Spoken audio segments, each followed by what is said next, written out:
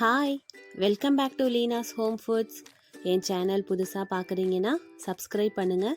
Video பிடிச்சிருந்துச்சுன்னா like பண்ண, share பண்ண மறக்காதீங்க. அப்படியே பக்கத்தில் இருக்கிற பெல் ஐக்கானையும் கிளிக் பண்ணிடுங்க. அப்போ இன்றைக்கி நம்ம சர்க்கரை பொங்கல் எப்படி செய்கிறதுன்னு பார்க்கலாம்.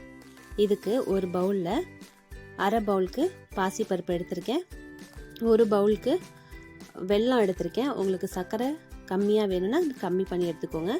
1/4 பவுல் அளவுக்கு பாசிப்பருப்பு, ஒரு கிராம்பு, கொஞ்சமாக பச்சை கற்பூரம், ஜாதிக்காய் கொஞ்சமாக போட போகிறோம், 3 ஏலக்காய். இப்போது இந்த பாசிப்பருப்பை வறுத்துக்கலாம். ரொம்ப கலர்லாம் மாறணும் அவசியம் இல்லை. அந்த ஒரு ஸ்மெல் வரும்போதே நம்ம ஆஃப் பண்ணிக்கலாம். இப்போ அது வரைக்கும் இந்த பாசிப்பருப்பை நான் வறுத்து அரிசியோடு சேர்த்து நல்லா கழுவிட்டு வேக வச்சுக்கலாம். இப்போ பாசிப்பருப்பு நான் நல்லா வறுத்து எடுத்துட்டேன். பச்சரிசியோடு சேர்த்து இதை வேக வச்சு எடுக்க போகிறேன். 4 விசிலுக்கு வேக வச்சு எடுக்க போகிறேன். இதுக்கு 1 கப்பு அரிசிக்கு 4 கப்பு தண்ணிங்கிற மெஷர்மெண்ட்டுக்கு எடுத்துக்கிறேன். அப்போ நான் அரை பவுல் எடுத்தேன், அதனால் 2 பவுல் தண்ணி ஊற்ற போகிறேன். உங்களுக்கு வேணும்னா ஒரு அரை கப்பு கூட எக்ஸ்ட்ரா ஊற்றிக்கலாம், அது ஒன்றும் பிரச்சனை இல்லை. பட் நான் 4 கப்பு தண்ணி இதில் ஊற்றிருக்கேன். இப்போ இதை 4 விசிலுக்கு வேக வச்சு எடுத்துக்கலாம். அது வேகிறதுக்குள்ளார வெல்லத்தை 1/4 கப்பு தண்ணி ஊற்றி நல்லா கரைச்சி எடுத்துக்க போகிறேன். ரொம்பலாம் இது அந்த ஒரு கம்பி பதம் அந்த அளவுக்குலாம் வர தேவையில்லை. அந்த வெல்லம் கரையிற அளவுக்கு இதை கொதிக்க வச்சு வடிகட்டி எடுத்து வச்சுக்கலாம். ஏன்னா இதில் மண்ணெல்லாம் இருக்கும். அப்போ இது கொதிச்சதும் நான் வடிகட்டி எடுத்து ஒரு ஓரமாக வச்சுக்கிறேன். இப்போது நம்ம போட்டிருக்கிற அரிசியும் பாசிப்பருப்பும் நல்லா வெந்துருச்சு. இதை ஒரு கரண்டி வச்சு நீங்கள் நல்லா அதை மேஷ் பண்ணி எடுத்துக்கோங்க. நல்லா வெந்துருச்சு. இப்போ இதை நல்லா நம்ம மேஷ் பண்ணி வேறு ஒரு பவுலுக்கு மாற்றி எடுத்துக்கலாம். இப்போ வேறு ஒரு பவுலுக்கு நான் மாற்றி எடுத்துருக்கேன். இப்போது நம்ம வடிகட்டி வச்சுருக்குறோம்ல வெல்லம், அதை இதில் சேர்த்துக்கலாம். அடுப்பை சிம்லேருந்து மீடியம் ஃப்ளேமுக்கு வச்சா போதும், ஹை ஃப்ளேமுக்கு வைக்க தேவையில்லை. இப்போ இதில் நம்ம நல்லா மிக்ஸ் பண்ணி எடுத்துக்கலாம். 1 டேபிள் ஸ்பூன் நெய் ஊற்றிக்கோங்க. நெய் ஊற்றிட்டு இதை நல்லா மிக்ஸ் பண்ணி எடுத்துக்கோங்க. அடுப்பு சிம்லேயே இருக்கட்டும். நல்லா மிக்ஸ் பண்ணிக்கோங்க. கொஞ்சம் கூட அந்த கட்டிலாம் உழுவாத மாதிரி நல்லா மிக்ஸ் பண்ணி எடுத்துக்கோங்க. ஒரு 2 to 3 மினிட்ஸ் நீங்கள் நல்லா மிக்ஸ் பண்ணி எடுத்ததுக்கப்புறம் நம்ம எடுத்து வச்சுருக்கிற 1 கிராம்பு 3 ஏலக்காவை நல்லா பவுட்ரு மாதிரி தட்டிட்டு இதில் போட்டுக்கோங்க.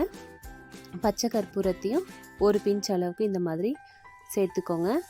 ஜாதிக்காய் நீங்கள் அதையும் பவுடராக இருந்துச்சுன்னா 1 பிஞ்ச் போட்டுக்கோங்க. இந்த மாதிரி கட்டியாக இருந்துச்சுன்னா கேரட் சீவுற அந்த இதில் ஒரு 2 வாட்டி பண்ணிங்கன்னா இந்த மாதிரி பவுட்ரு ஆகிடும். இது 1 பிஞ்ச் அளவுக்கு சேர்த்துக்கோங்க. நிறைய சேர்த்திங்கன்னா ரொம்ப ஸ்மெல்லு ரொம்ப ஜாஸ்தியாக இருக்கும். அதனால் 1 பிஞ்ச் மட்டும் சேர்த்துக்கோங்க. இதில் இப்போ கொஞ்சமாக உப்பு சேர்த்துக்கலாம்.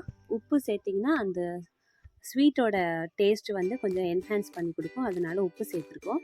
இப்போ இது எல்லாத்தையுமே சேர்த்து மறுபடியும் ஒரு 2 to 3 நிமிஷம் அளவுக்கு நீங்கள் இதை நல்லா சிம்மில் வச்சு இந்த மாதிரி மிக்ஸ் பண்ணி கொடுத்துட்டு அடுப்பை ஆஃப் பண்ணிடலாம். இப்போ அடுப்பை ஆஃப் பண்ண போகிறேன். ஆஃப் பண்ணிவிட்டு இதுக்கு நம்ம முந்திரி பருப்பும் திராட்சையும் வறுத்து போட்டுக்கலாம். இதுக்கு 2 டேபிள் ஸ்பூன் அளவுக்கு நெய் சேர்த்துருக்கேன். உங்களுக்கு இவ்வளோ நெய் வேண்டாம் அப்படின்னு நினச்சிங்கன்னா நீங்கள் கம்மியாக சேர்த்துக்கலாம். இப்போது நெய் சூடானதும் இதில் முந்திரி பருப்பு போட்டுக்கலாம். முந்திரி பருப்பும் உங்கள் இஷ்டம்தான், நிறையா போடுறதுனாலும் போட்டுக்கோங்க, இல்லை கம்மியாக போடுறதுனாலும் போட்டுக்கலாம். இதை நம்ம இப்போ ப்ரௌன் கலர் ஆகிற வரைக்கும் வறுத்து எடுத்துக்கலாம்.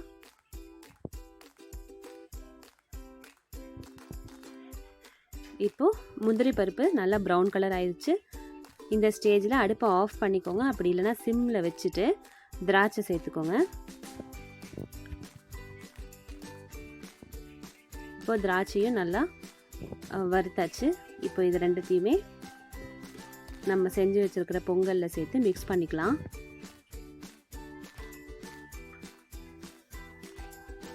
அடுப்பை ஆஃப் பண்ணிக்கோங்க.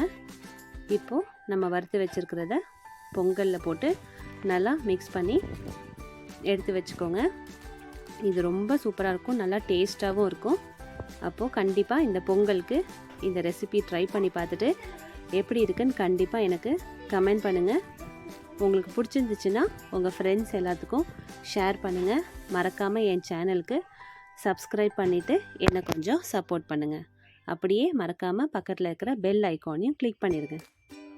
அப்போ நம்ம அடுத்த வீடியோவில் பார்க்குற வரைக்கும் பாய்.